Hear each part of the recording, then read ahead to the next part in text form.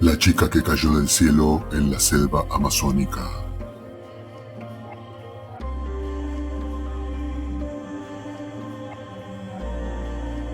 Mientras el corazón lata, mientras la carne palpite, no me explico que un ser dotado de voluntad se deje dominar por la desesperación. Esta cita del escritor Julio Verne describe perfectamente la extraña aventura que le tocó vivir a Julian Kepke, quien a la edad de 17 años fue protagonista de una impresionante historia de superación personal. Aferrándose a la poca fuerza que le quedaba, la adolescente que cayó del cielo logró lo imposible: sobrevivir en la espesa selva peruana. El 24 de diciembre de 1971, Julian cayó del cielo y sobrevivió para contarlo. Esta es su increíble historia.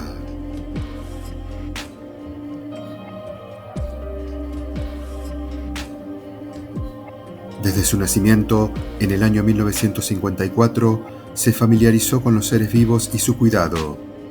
Mientras otras niñas tenían de mascota a un perro o un gato, ella ya cuidaba a un pequeño tucán. Al cumplir los 14, acompañó a sus padres, unos científicos alemanes que estaban radicados en Perú, a la estación biológica Panguana, un espacio natural en el que exploraron de cerca el lluvioso bosque tropical que hasta ese momento no había sufrido aún la intervención del hombre. Allí Julian, única hija del matrimonio, comenzó a tener una relación cercana con los animales que habitaban en ese lugar.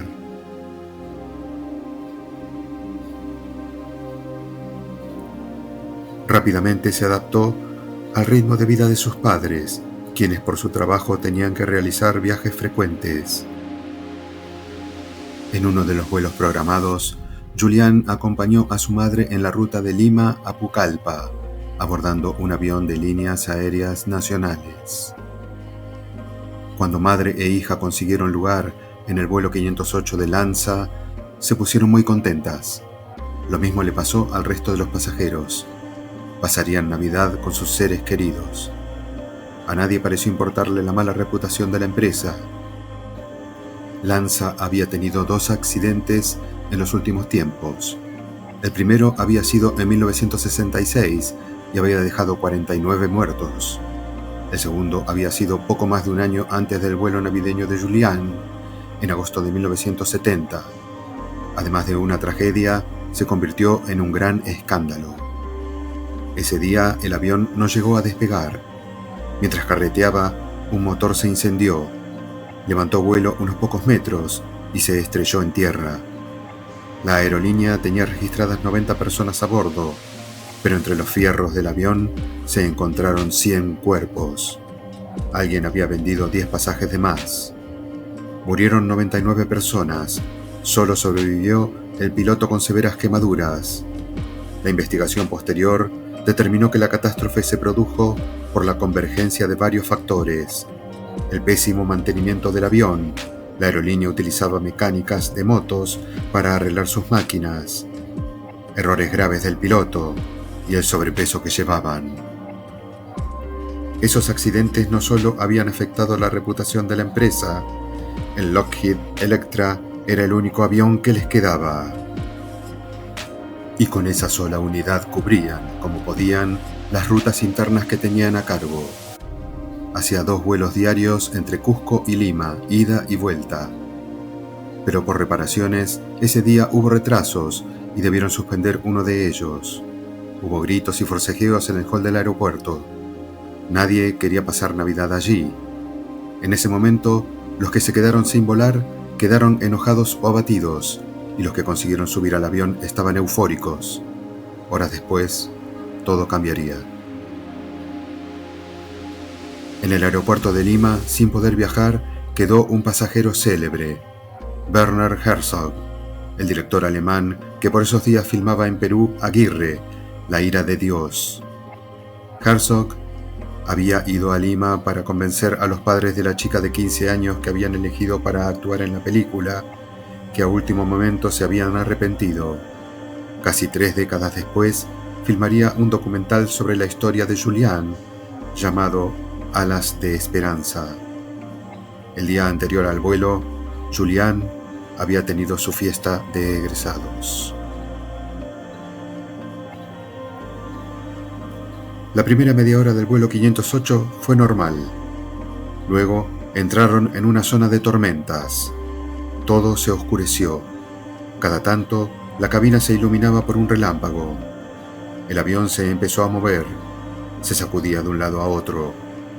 Julián relató a la BBC. Hubo una fuerte turbulencia y el avión se movía arriba y abajo. Maletas y paquetes caían de los compartimentos. Salieron volando regalos, flores y pasteles. Esta escena la impactó. Desde su asiento pudo ver rayos alrededor del avión. El temor se apoderó de ella y solo atinó a tomar la mano de su madre. Los nervios terminaron silenciándolas y no podían emitir palabra alguna. El entorno era caótico, gritos y diálogos que nadie entendía mientras los absorbía la incertidumbre. Una falla en el motor exterior fue la causante de la desgracia. La chica no imaginó que las últimas palabras de su madre serían: Esto es el fin. Se acabó. En medio de la tormenta, el avión en el que viajaban se partió al medio. Ella salió despedida atada a su butaca. En un abrir y cerrar de ojos, se encontró volando por los aires, aferrada a su asiento por el cinturón de seguridad. Era solo ella y el sonido del viento. Desde lo alto, a más de 3.000 metros, anticipó lo que ocurriría. Su cuerpo se iba a estrellar y morir instantáneamente. Julián no recuerda lo que pasó. Perdió la conciencia y cuando despertó, al día siguiente, en lo único que pensó fue en que era una sobreviviente del accidente que partió el avión en varias partes, a unos 3 kilómetros de altitud. Lo primero que vio fue la cara destrozada de un pasajero a su lado. Soñaría con eso en los años siguientes, personas con la cara destrozada. El panorama era dantesco. De los árboles colgaban pantalones, camisas, alguna bombacha, bolsas con regalos, miembros mutilados, cuerpos sin vida. Parecían árboles navideños macabros. En el suelo más muertos, valijas abiertas, paquetes con moños que se le habían encargado a Papá Noel. No pasó mucho tiempo para que su cuerpo le advirtiera que algo andaba mal. Las secuelas de su caída fueron notorias. Se había roto la clavícula y el ligamento de la rodilla, que le impedía caminar correctamente. También tenía unos cortes profundos en ambas piernas y otro en el brazo, que con el tiempo se infectó y albergó gusanos de 1 centímetro de largo. Lo primero que hizo fue buscar a su madre. Era su única preocupación. Dedicó esas primeras horas a esa sola tarea. Intentó llamándola a los gritos, pero nunca obtuvo respuesta. Encontró chapas del avión, butacas vacías, ropa tirada, valijas destrozadas y varios cuerpos. La mayoría estaban todavía atados a sus asientos o boca abajo. Se acercaba a ellos con temor. Cualquiera podía ser su mamá. Los movía, como podía, con una rama. A veces, tan solo con ver las uñas pintadas de rojo, se daba cuenta de que no era a quien buscaba. A la noche, la lluvia helada no la dejó dormir. La mañana siguiente caminó en busca de un curso de agua. Llevaba una sandalia y un paquete de caramelos que había encontrado. También vio, en virtud de la fecha, un pan dulce que un pasajero había comprado en Lima para un familiar. Pero estaba hundido en el barro. Lo abrió y al probarlo el gusto le pareció repugnante. Lo volvió a tirar al suelo. Días después, se arrepintió de esa decisión.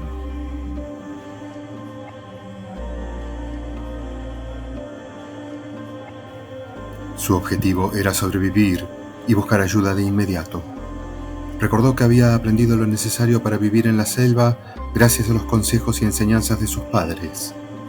Aun cuando para muchos puede ser un infierno verde, ella no la tenía catalogada como peligrosa o letal para el ser humano, y eso la incitó a moverse. Por los sonidos de los aviones y helicópteros que sobrevolaban la zona, sabía que estaban buscando los restos de la nave. La selva era muy densa y le estorbaba la visibilidad para decidir qué camino tomar. Sabía que debía buscar algún curso de agua, que eso la llevaría a la civilización. Debía seguir un arroyuelo, porque eso la llevaría a un arroyo, y el arroyo desembocaría en el río, y en el río, o cerca de él, siempre hay vida. En los primeros días, combatió el clima húmedo con su vestido corto y su única sandalia. No podía ver con claridad a causa de la pérdida de los lentes que usaba. Siguió su instinto y caminó, como pudo, a lo largo de un arroyo, exponiéndose a que los animales la ataquen, como las serpientes, que por su piel logran camuflarse fácilmente en las hojas secas.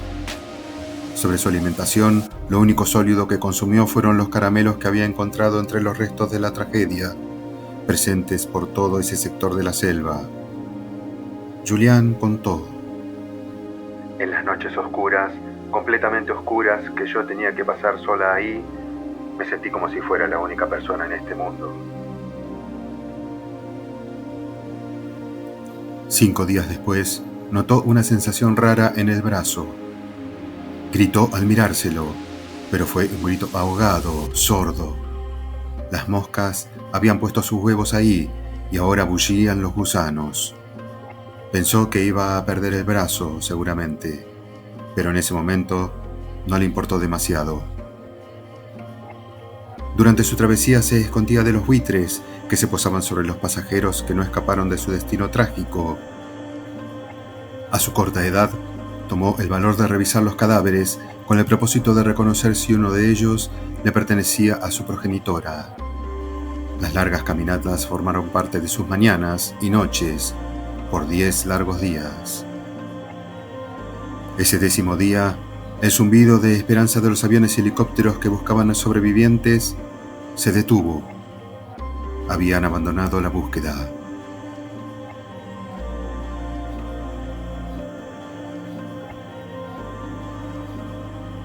A veces encontraba cadáveres al costado del río y los revisaba. Tenía la esperanza de reconocer a su madre, pero nunca sucedió. Más tarde, se supo que su madre también había sobrevivido al accidente. Había logrado zafarse del asiento y comenzar a andar por la selva, pero se determinó que, a los 2 días de andar, murió. Tras casi 2 semanas de encontrarse sola en el Amazonas, llegó un momento en que Julián Koepke no tenía ya la fuerza para continuar, por lo que se recostó en la orilla del río, sobre un banco de arena. Luego de un tiempo larguísimo, divisó una silueta familiar en el río. Se trataba de un bote. Se incorporó para ver mejor, y casi delante suyo reconoció un camino que se dirigía a una cabaña. Hacia allí fue Julián, casi sin fuerzas. Al acercarse, vio un bidón de gasolina en el suelo, y lo primero que hizo fue intentar curar la herida de gravedad que tenía en el brazo, rociándolo con el líquido combustible para intentar matar a los gusanos y parar la infección. Ya en el interior de la cabaña y cansada de arrancar los gusanos que querían penetrar en su piel, se quedó profundamente dormida. Al día siguiente, escuchó unas voces al exterior de la construcción. Unos hombres se acercaron a ella y no podían creer lo que estaban viendo. Les habló en castellano y contó en detalle lo que había sucedido. Sus salvadores le revisaron las heridas, la curaron y le proporcionaron alimentos. Pasaron 24 horas para que se reincorpore a la civilización, ya que es el tiempo que tardaron en curarla y llevarla al hospital. El primer contacto cercano fue con su padre, a quien le dio un eterno abrazo.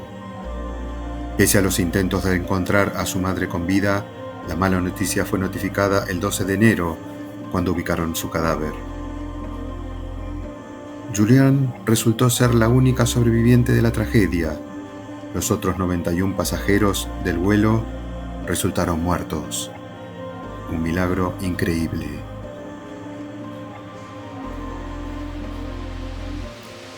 Julián Koepke se fue de Perú apenas le dieron el alta. Luego de permanecer internado un tiempo, sanando su cuerpo de todo lo sufrido en la selva. Junto a su padre, se radicaron en Alemania. Estaba espantada con el acoso de los medios. Quería vivir su vida en paz. Los medios de comunicación la siguieron acechando durante años, pero comprensiblemente, Julián prefería no revivir el trauma. En 2011, publicó en Alemania Cuando caí del cielo, la increíble historia de supervivencia que se convertirá en película. Si haber sobrevivido a la caída fue una conjunción absolutamente improbable de circunstancias azarosas, un verdadero milagro que Julián lograra resistir todos esos días en soledad no tuvo que ver con una intervención divina, sino con su temple y con que ella sabía cómo manejarse en ese entorno. Fue valiente y sabia. Tal vez también tuvo algo que ver su linaje. Su padre dejó Alemania para investigar en la selva amazónica en 1948. Tardó 19 meses en llegar a su destino. Debió, en tiempos de posguerra e inicio de la Guerra Fría, atravesar fronteras clandestinamente, viajar de polizón en varios barcos y soportar muchas vicisitudes. Los Koepke no se daban por vencidos con facilidad. Actualmente, Julián vive en Múnich. Estudió zoología y biología y se desempeña como bibliotecaria en la colección zoológica del estado de Baviera. Además, dedica su tiempo a la Fundación Panguana, con la que protege áreas naturales e impulsa investigaciones científicas. Aunque parezca una historia fantástica, es real. Julián sobrevivió a esa caída. Con su mentalidad científica, siempre se preguntó cómo había sido posible. Encontró 3 causales probables. La primera opción es que a veces en las tormentas muy intensas hay corrientes ascendentes de vientos muy fuertes, y puede haber sucedido que ella y su butaca hayan entrado en una de ellas que con su fuerza contraria amortiguó la caída. La segunda se basa, según cuenta en el documental de Herzog, en una sensación que tuvo en los momentos lúcidos del descenso. Iba en espiral, y eso pudo haber bajado la velocidad. Por último, los grupos de salvataje que tiempo después encontraron su asiento percibieron que en ese lugar los árboles, además de ser muy frondosos y estar apretados, estaban recubiertos por muchísimas lianas gruesas que oficiaron de red de contención. Pero hay una cuarta posibilidad, algo alejada del pensamiento científico, pero la única plausible ante un evento de esta naturaleza, aún para los no creyentes, y es que se trató de un verdadero milagro. Te invito a suscribirte al canal y activar la campana para estar al tanto cada vez que subamos nuevo material. Dale like al video, comenta y compártelo. Aunque te parezca mentira, estas pequeñas acciones nos ayudan a crecer y a poder seguir adelante creando contenidos originales para el canal.